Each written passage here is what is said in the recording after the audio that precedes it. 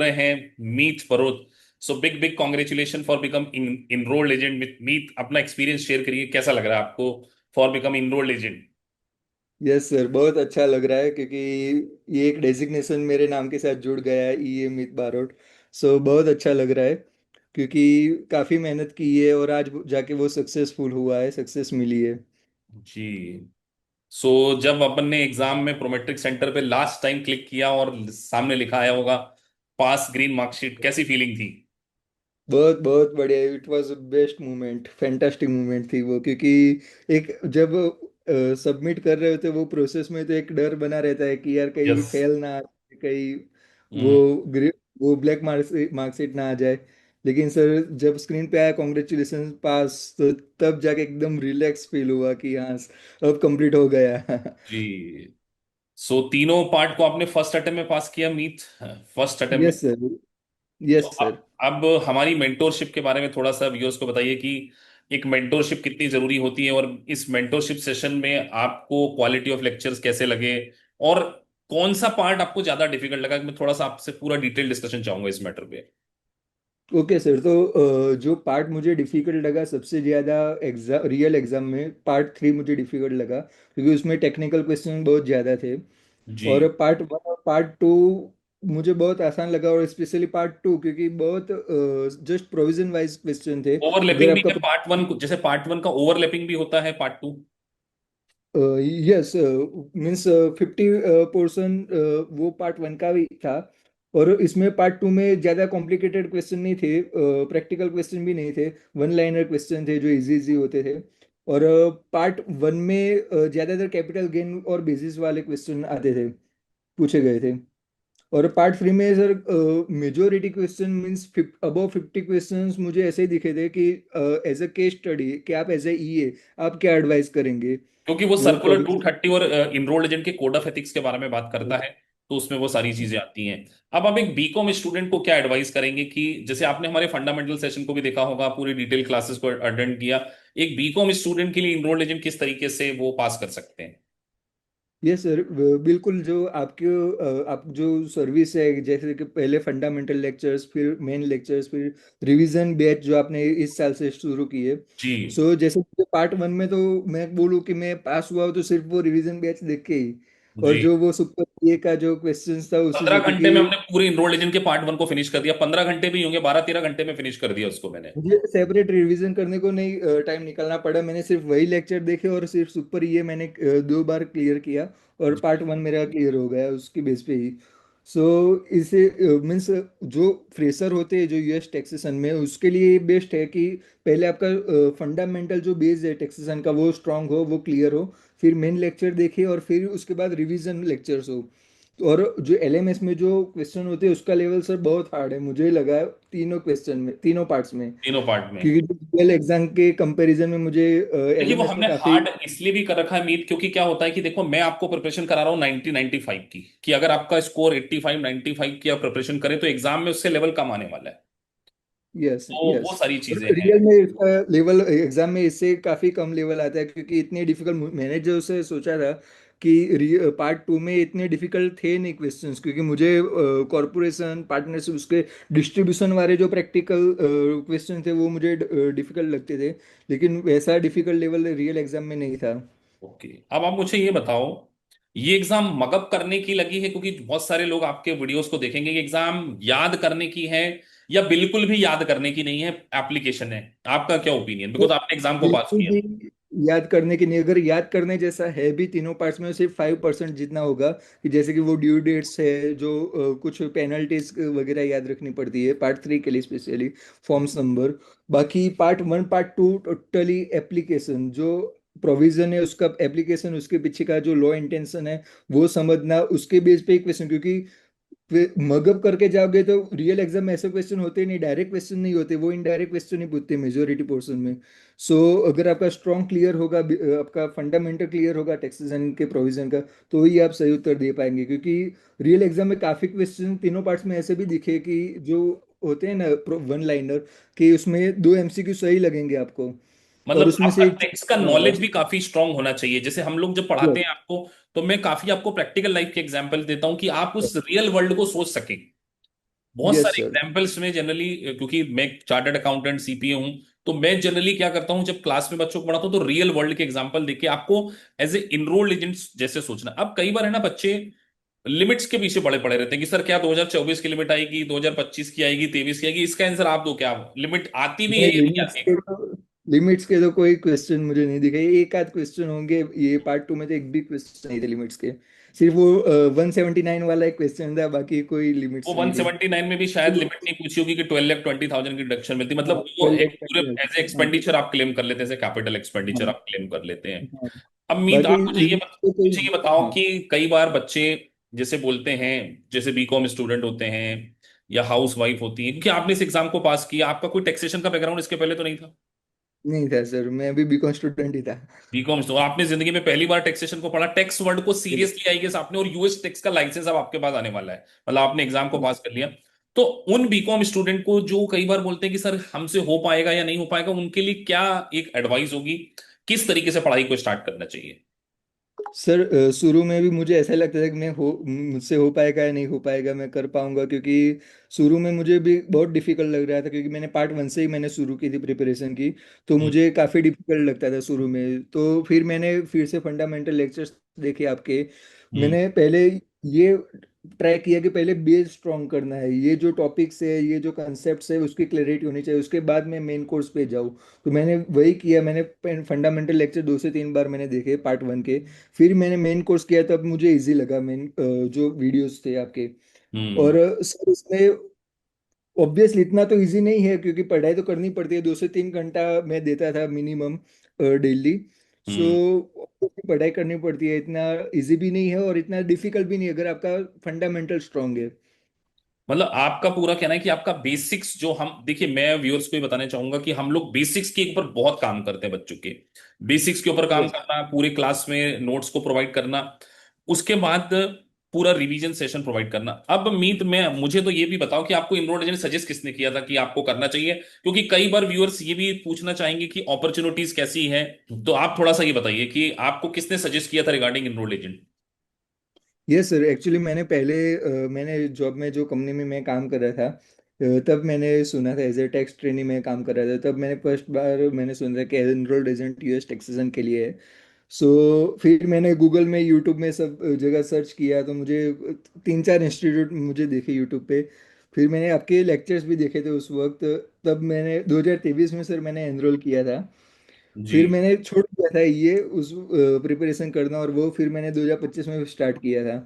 हम्म। तो सर मैंने यूट्यूब पे आपके वीडियोस देखे, और मुझे काफ़ी वो लगा कि ये आपका जो स्टडी का जो क्वालिटी है, आपका जो जी। टीचिंग का क्वालिटी, वो मुझे बेस्ट लगा, क्योंकि एक्चुअली आपके जो फंडामेंटल सीरीज थे, जो डेमो लेक्चर्स आपके यूट्यूब पे अवेलेबल है, वो काफ़ी मैंने देखे थे उस वक्त एनरोल करने से पहले। जी।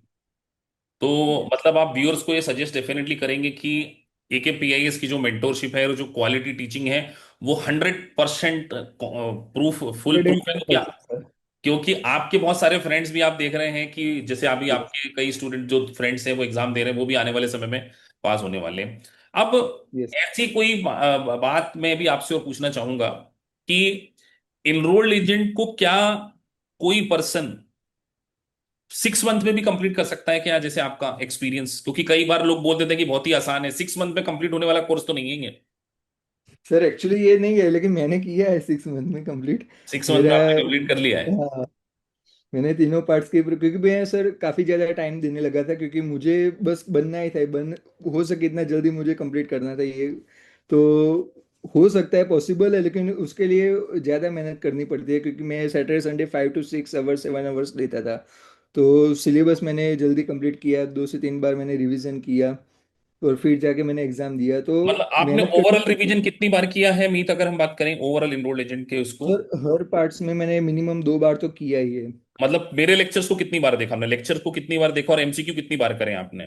मैं सर रीडिंग तो नहीं करता था। मैंने आपको जो मेन लेक्चर्स है वो देखता था, फिर प्रैक्टिस एमसीक्यू करता था, फिर मेन एमसीक्यू करता था। मतलब आपने मेन ज्यादा बुक की एमसीक्यू रीडिंग नहीं करी, मतलब जो हमने आपको कंटेंट दिया है उसकी बुक रीडिंग रीडिंग कम मैंने करी? सर किसी में सिर्फ पार्ट फ्री में एक बार किया था, बाकी किसी में मैंने नहीं किया बुक ये बड़ा रीडिंग तो। आपने बिल्कुल मेरे को यूनिक चीज बताई कि मेरे लेक्चर को आपने देखा और सीधे आप सीधे जंप कर जाते हाँ, थे सीधे multiple choice question. Yes MCQ करता था। और प्रैक्टिस एमसीक्यू में आ जाते थे 90 अप आ जाते थे। मेन एमसीक्यू में कभी जो डिफिकल्ट टॉपिक होते हैं उसमें 60 70 हम्म। अराउंड होते हैं, तो उसके नोट्स बनाता था अपने आप, और फिर से मैं रिवाइज करके फिर से मैं करता था, तो आ जाते थे। तो लास्ट टाइम मैंने जब भी एग्जाम दी थी, मेन एग्जाम जो यूनिट वाइज, तो सब में मुझे 90 अप आते थे, तो इसलिए सर कॉन्फिडेंस भी काफ़ी ज़्यादा हो गया था कि पास तो हो जाऊंगा। अच्छा, हाँ मैंने देखा आपके अंदर कॉन्फिडेंस काफी आ गया था पहला पार्ट पास करने के बाद। जब मेरी आपसे लास्ट टाइम भी मीटिंग हो रही थी तो हमने बोला भी था यस। कि आप बीच में उस दिन ग्रीन मार्कशीट शेयर करोगे। तो यस एक सर। कॉन्फिडेंस तो बहुत अच्छा है, बढ़ जाता है। और computer based examination multiple choice question exam को देने का एक्सपीरियंस अगर प्रोमेट्रिक सेंटर पे कैसा रहा आपका? मतलब सारी चीजें, कई बार बच्चों के मन में क्वेश्चन होता है कि सर हम कंप्यूटर पे पहली बार एग्जाम देंगे, तो वो अनुभव थोड़ा सा शेयर करें बच्चों को। नहीं, एकदम मीन्स ऐसा एकदम इजी था, मीन्स ऐसा कुछ नहीं था कि डायरेक्ट जाते ही और वहाँ ऐसा लगता ही नहीं है, हमें ऐसे लगता है हम घर पे बैठे एमसीक्यू कर रहे हैं, ऐसा है क्योंकि एटमोसफियर वहाँ ऐसा रहता है कि कोई दिक्कत है ऐसा कुछ नहीं होता है।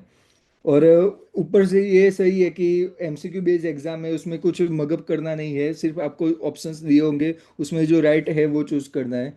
तो ये एक मुझे सही लगा सीपीए के कंपेयर में। ओके, तो आने वाले समय में सीपीए का प्लान है या इनरोल्ड एजेंट ही सफिशिएंट लगता है? नहीं नहीं, सीपीए का भी प्लान है, ये टैक्सेशन के लिए, अकाउंटिंग ऑडिटिंग के लिए सीपीए भी डेजिग्नेशन है। तो मैं सोच रहा हूँ नेक्स्ट ईयर से शुरू करूँ।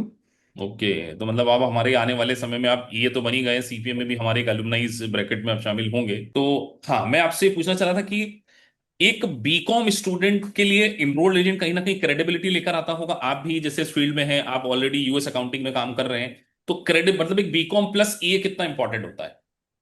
यस सर, ये डेजिग्नेशन ही अपने आप में इनफ है आपको वैलिडिटी करने के लिए, क्योंकि यहाँ अहमदाबाद में तो सर बहुत सारी फर्म्स है जो यूएस टैक्स के लिए ईए फ्रेशर्स, ईए एक्सपीरियंस रिक्वायर होती है। और मैंने लिंक्डइन भी देखा है सर कि जो 2 साल 3 साल का जो एक्सपीरियंस, उसका पैकेज 25 से 30 लाख और उससे भी ज़्यादा होता है अहमदाबाद में ही। तो सर इसकी डिमांड तो बहुत है अहमदाबाद में, गुजरात में। तो जैसे आप गुजरात में हैं तो आप वहां अपने सराउंडिंग में देखते होंगे काफी सीपीए फर्म्स हैं जो कि यस इनरोल्ड एजेंट को बहुत हायर सारे। कर रही हैं, स्टार्टअप्स हैं वो काफी हायरिंग कर रही हैं। यस बहुत सारी सीपीए फर्म एमएनसीज है जो ईए को हायर करती है। सो एक क्वेश्चन मेरा आपसे और है कि क्या कोई नॉन कॉमर्स अकाउंटिंग बैकग्राउंड वाला, क्या अकाउंटिंग का नॉलेज इसमें आपको रिक्वायरमेंट लगा या नहीं लगा? आपका क्या ओपिनियन है इनरोल्ड एजेंट की उसमें? नहीं इतना ज्यादा नहीं, पार्ट टू में सर थोड़ा पड़ता है जो फाइनेंशियल का रिलेटेड होता है, लेकिन इतना भी नहीं है ये। बगैर नॉन कॉमर्स जो बैकग्राउंड होते हैं वो लोग भी कर सकते हैं। और एक एकेपीएस के स्टूडेंट ही है, मेरा फ्रेंड ही है, वो नॉन कॉमर्स बैकग्राउंड से, वो ही कर रहा है, ये कर रहा है अभी। और वो ओके। पार्ट 3 के एग्जाम देने वाला है, तो वो मुझसे भी वो हेल्प लेता है थोड़ी बहुत। तो ये पॉसिबल है, क्योंकि ऐसा कुछ नहीं है कि कंपलसरी अकाउंटिंग आना चाहिए, अकाउंटिंग बैकग्राउंड होना चाहिए टैक्सेशन में, उसका तो कुछ नहीं, ये proper taxation provision based exam है। अब कई बार बच्चे जैसे क्लास में भी मुझसे पूछते हैं, सर फेज आउट लिमिट याद रखनी पड़ती है कि नहीं पड़ती? क्योंकि मैं तो बोलता हूँ नहीं पड़ती, बट मैं चाहूंगा कि आप स्टूडेंट्स को डेफिनेटली बताइए, क्योंकि आपने तीनों एग्जाम को फर्स्ट अटेम्प्ट में पास किया। जो फेज आउट लिमिट आती है वो याद तो नहीं रखना पड़ता है? नहीं सर, उसका कोई भी क्वेश्चन नहीं आते, और अगर पार्ट 1 में होते तो वो लिमिट दे दी हुई होती है, क्योंकि याद करना है तो नहीं पड़ता है उसमें कोई भी लिमिट किसी में भी। मतलब 2 to 5% आपने कहा कि केवल याद करने की एग्जाम है, बाकी सारी exam provision based, application provision based based है। है। और मैं कई बार बोलता हूँ कि बहुत सारा जीके भी पूछा जाता है, मतलब टैक्सेशन का आपका जनरल नॉलेज काफी स्ट्रांग होना चाहिए, और क्वेश्चन का जो इंटरप्रिटेशन है आपकी वो काफी स्ट्रांग होना चाहिए। ये सही बोला सर लास्ट में कि क्वेश्चन के अगर इंटरप्रिटेशन आपको क्लियर होगा, आपको आता होगा, लेकिन अगर क्वेश्चन गलत तरीके से इंटरप्रेट हो जाएगा तो आंसर भी गलत चूज हो मतलब जाएगा, कई तो बार आपको प्रोविजन आते हो, लेकिन अगर आपकी हाँ। रीडिंग स्किल अच्छी नहीं होगी ना, तो कहीं ना कहीं एक स्ट्रगल स्टूडेंट कर सकते हैं। मी तब फ्यूचर प्लान ऑफ एक्शन क्या देखते हैं अपना, मतलब once you become enrolled agent आगे क्या? यस सर, यस सर, मुझे यूएस टैक्स में, अभी तो मैं यूएस अकाउंटिंग में हूँ, यूएस टैक्स में मुझे कन्वर्ट होना है। सो मैं अभी अप्लाई करूंगा ओके, अगर। अब आप मुझे ये बताइए कि जैसे आप आपने इनरोल्ड एजेंट की एग्जाम को, आपका कहना है कि आपने 6 मंथ में पास कर लिया। आपने हैंड रिटन नोट्स बनाए थे या हमारे नोट्स वगैरह काफी सफिशिएंट लगे आपको? नहीं, फ्लैश कार्ड्स मैं काफ़ी पढ़ता था रिवीजन के वक्त। और जो क्वेश्चंस गलत हो उसके मैं नोट्स बनाता था अपने आप, अपनी ओन लैंग्वेज में, सो इजीली अंडरस्टैंड होता है। फिर दोबारा जब वो एमसीक्यू में करूँ तो वो आंसर सही हो जाता था, मीन्स वो कंसेप्ट समझ में आ जाता था। तो रिवीजन में फ्लैश कार्ड सर काफ़ी हेल्प की है। और पार्ट वन में तो सिर्फ आपके जो रिवीजन बैच रिवीजन वीडियोस है वही इनफ है। ओके। और मैंने एक चीज देखी है कि आपका इंटरप्रिटेशन स्किल काफी स्ट्रांग हो जाता है जैसे जैसे आप टैक्सेशन को अंडरस्टैंड करना चाहते हो। तो मुझे ऐसा लगता है कहीं ना कहीं आपकी टैक्सेशन की समझ में भी बहुत इंप्रूवमेंट आया होगा मीत। यस सर, बहुत। क्योंकि आप सर वीडियो में मैंने सुना भी था आपसे कि टैक्सेशन एक बार में समझ नहीं आता, एक चैप्टर फर्स्ट टाइम में समझ नहीं आता, जो पूरा सिलेबस कंप्लीट करते हो तब समझ आता है, क्योंकि हर चीज़ एक दूसरे से कनेक्टेड होती है। हाँ, क्योंकि हम कई बार तो एग्जांपल देते हैं कि जैसे आप पैसिव इनकम पढ़ रहे हो, फिर नॉन पैसिव इनकम पढ़ रहे हो, फिर ऑल ऑफ हाँ। सडन आप स्टैंडर्ड डिडक्शन पढ़ रहे हो, कभी आइटमाइज पढ़ रहे हो, कभी लॉस सेटअप कैरी हो। तो बहुत सारे प्रोविजन आपस में क्लब हो जाते हैं, तो कहीं ना कहीं अपने को पेशेंस रखना पड़ेगा। जैसे आप एलएमएस में सॉफ्टवेयर में क्वेश्चन करते हो कि कई बार आपका ऐसा होता होगा 60% स्कोर आ रहा है, 50% स्कोर आ रहा है, तो डीमोटिवेट तो नहीं हो जाते थे आप? बहुत बहुत सारे स्टूडेंट डीमोटिवेट हो जाते हैं, उसको कैसे आप ओवरकम करते थे? यस सर, स्टार्टिंग में मेन एग्जाम में तो मुझे आते थे 60 बिलो आते थे परसेंटेज। लेकिन फिर से मैं रिवाइज करता था वही चैप्टर, फिर से वीडियो देख के समझता था, जो रॉन्ग क्वेश्चन है उसके कंसेप्ट में क्लियर करता था, और फिर से एग्जाम देता था तो आ जाते थे 80+। और सर ऐसा नहीं है कि फर्स्ट टाइम में ही आपका 90 अप आ जाए, क्योंकि ऐसा तो हो ही नहीं सकता। आपको बार बार उसको रिवाइज करना पड़ता है, प्रैक्टिस करनी पड़ती है एमसीक्यू की। तो आपने सारी चीजों को, इन सारे हडल्स को पूरा किया। तो मैं व्यूअर्स को यही कहना चाहूंगा कि देखिए, मीत ने ये बताया कि स्टार्टिंग में इनके क्वेश्चन कम आते थे, इनको शुरू में पार्ट वन डिफिकल्ट लग रहा था, लेकिन फिर उन्होंने फंडामेंटल को स्टार्ट किया। फिर धीरे धीरे धीरे देखिए इन्होंने सारी इस जर्नी को आज कंप्लीट किया है। तो such a big day for your life. Ganesh Chaturthi भी आ रही है और आपने एक दिन पहले बिल्कुल आज अपनी लाइफ में एक नया श्री गणेश किया है। आज आप एक इनरोल्ड एजेंट टैक्स प्रोफेशनल बन गए। तो Meet, big big congratulation to you. AKPS thank you institute के सर। बारे में जाते जाते आप कुछ कहना चाहें, कुछ words yes. Regarding quality of teaching and all? Yes sir, आपकी टीचिंग तो 100% बेस्ट है।